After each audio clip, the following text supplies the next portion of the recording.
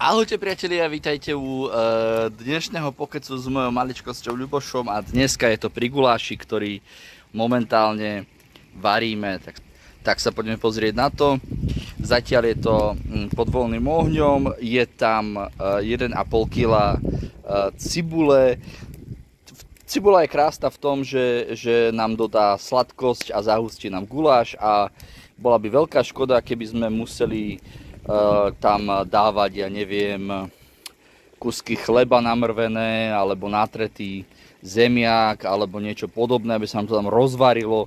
My si spravíme tú hustotu a tú sladkosť guláša pekne z cibulky, ktorú sme dali do pol kila bravčovej masti, všetko je to na tom ohníku, trochu z prúdka sa to rieši, pretože nechceme, aby sa nám tá cibula dusila, chceme, aby sa nám smažila, aby chytila takú krásnu zlatú farbu a keď začne chytať takú krásnu zlatú farbu, tak tam pridáme čo iné ako poctivé, krásne, čisté hovädzie mäso. Keďže máme 1,5 kg cibule, tak je jasné, že bude 3/4 kg toho hovädzieho mäska. Ideálne, keď je to z klišky alebo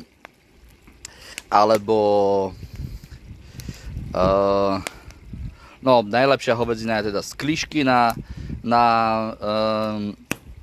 guláš, ale nie je to nevyhnutné, dá sa aj zo všeličoho iného, len tá je taká masnejšia a pustí takého glejtu, ktorý ten guláš opäť zahustí. Takže toto je základ na guláš. Pri cibuli treba proste trpezlivosť, aby sa nám spravila tým správnym spôsobom, ktorý chceme. No a čo ďalšie pôjde do guláša, to si hneď ukážeme, pretože tu mám bravčovinku, tu mám cesnačík z korenín, ktoré pôjdu spolu s cesnačíkom, tak sladká paprika, dva takéto balíky a čierne korenie. Ja viem, že to nie je čerstvo mleté čierne korenie a že toto je taká podrtená náplň do rakvy, ale to vôbec nevadí. V našom prípade to bude úplne v pohode. Pôjde tam soľ, pôjde tam troška čili papričky a to bude taký základ.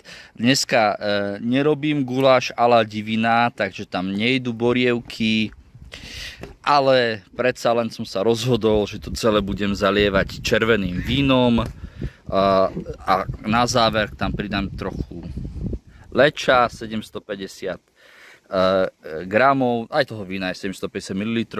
No a asi pol kila papriky, pol kila paradajky, lepšie 3/4 kg papriky, 3/4 kg paradajky a najlepšie, keď chcete mať vyslovene taký, že zeleninový guláš s mäsom, taký hustý, tak tam dávajte 1,5 kg papriky a 1,5 kg paradajky.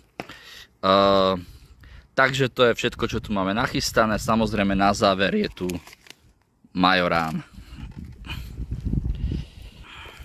No, gulášik sa nám bude robiť nejaké 3-3,5 hodinky od toho momentu, ako sme začali. Takže take it easy,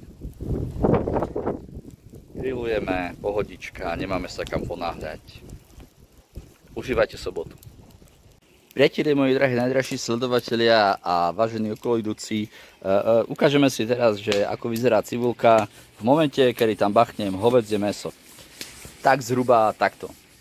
A teraz tam bachnem hovädzie mäso a nechám ho z prúdka zatiahnuť. Good luck! Tak takto to vyzerá, keď hodíme hovedzinku a chceme, aby tá hovedzinka sa nám krásne zatiahla. To je presne to, čo sa deje. Ono to potom tak začne byť veľmi horúce a potom to priháva. Tak, to je vončo.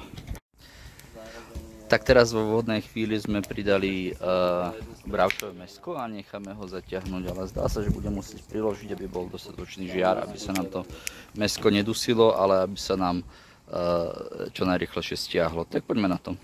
Nastal ten správny čas, aby sme do guľaša, do guľašového základu pridali pripravenú zmes, je tam cesnak, pretlačený celý strúčik, pardon, celá hlavička.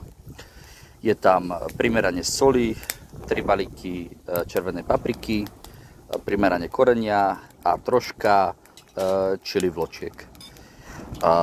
Dáme to do kotlíka, miešame a necháme asi minútu speniť a potom prilejeme červené víno.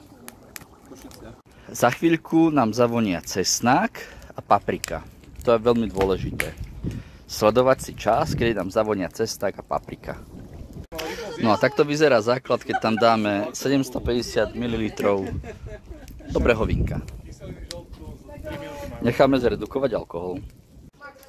No a takto vyzerá gulášik, keď tam pridám 1,5 kg zemiakov a 750 ml leča a nejaký možno 2 litre vody.